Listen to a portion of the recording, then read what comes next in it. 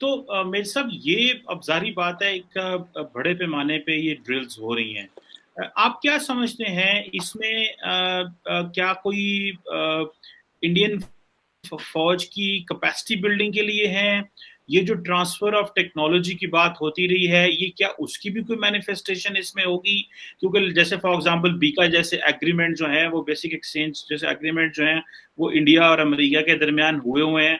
तो आप क्या समझते हैं बेसिकली ये क्या इस इन एक्सरसाइजेस से जो है वो इंडियन फौज को एक स्ट्रेंथ मिलेगी, और वो जो ट्रांसफर ऑफ टेक्नोलॉजी है उसमें भी कुछ चीज है इसमें, या कि आप समझते हैं कि इसकी एक बस स्ट्रेटेजिक सिग्निफिकेंस है कि हाँ भाई 3,000 फुट पे जो मीटर पे हम खेल कर रहे हैं इसको, तो इसको बस उसी एंगल से देखा जाना चाहिए। आप इसको कैसे इस हवाले से देखेंगे? चीमा साहब, मुझे ऐसा लगता है कि इंडिया की नहीं है, अमेरिका की कैपेसिटी बिल्डिंग है। उसका रीजन है कि इंडिया के जो हमारे पास जो माउंटेन डिविजन्स हैं, जितने हमारे ट्रूप्स हाई एल्टीट्यूड में हैं आज की तारीख में, उतने दुनिया में कोई और मुल्क नहीं है जिसके इतने well train troops high altitude में हैं। 1984 से हमारे ट्रूप्स सियाचिन ग्लेशियर प्रॉपर में है, प्रॉपर ग्लेशियर पे हैं, और लाइन ऑफ एक्चुअल कंट्रोल पे हमारे ट्रूप्स हैं।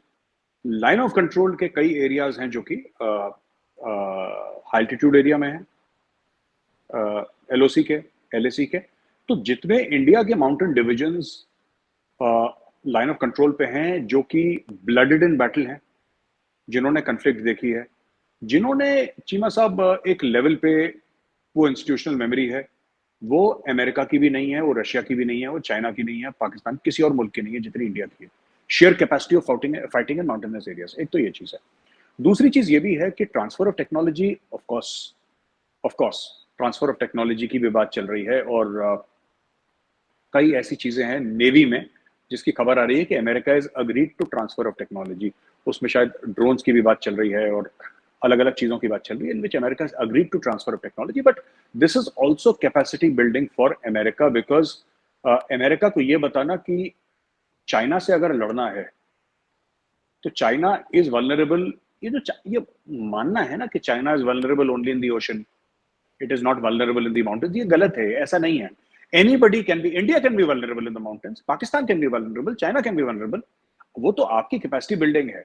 और माउंटेन्स में चीमा साहब जो असली चीज जो वो होती है, असली जो परेशानी होती है माउंटेन्स में, इट्स नॉट फाइटिंग और ऑक्यूपाइंग ग्राउंड। माउंटेन्स में, हाई एल्टीट्यूड में असली चीज लॉजिस्टिक्स है।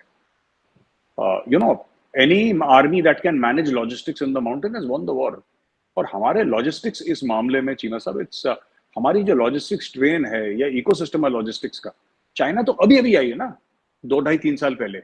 उनके तो बॉर्डर गार्ड्स पेट्रोल कर रहे, चाइनीज आर्मी तो अभी आई है, स्टैंड ऑफ तो अभी हुआ है। पहले वहां पे बॉर्डर गार्ड्स थे, चाइनीज आर्मी तो पीछे थी, हमारी आर्मी तो वहां पे 50 60 70 साल से लगी हुई है वहां पे माउंटेन्स पे। तो are systems for mountain warfare are 50 60 70 years old, so we have that much more experience in fighting in the mountains. Having said that, Cheema साहब, मुझे ऐसा लगता है कि ये बड़ा सॉलिड मैसेज है, स्ट्रेटेजिक मैसेजिंग है। और मतलब even in China, because the Chinese army has not fought in these high altitudes for a very very long time. 62 के बाद, 1962 के बाद कुछ लेवल 67 कह सकते हैं, which was a limited conflict Nathula के आसपास, मैं उसको मेंशन अभी नहीं करूंगा। बट चाइनीज आर्मी लड़ी नहीं है चीना साहब इस हाई एल्टीट्यूड पे, दे हैव नॉट अटैक्ड।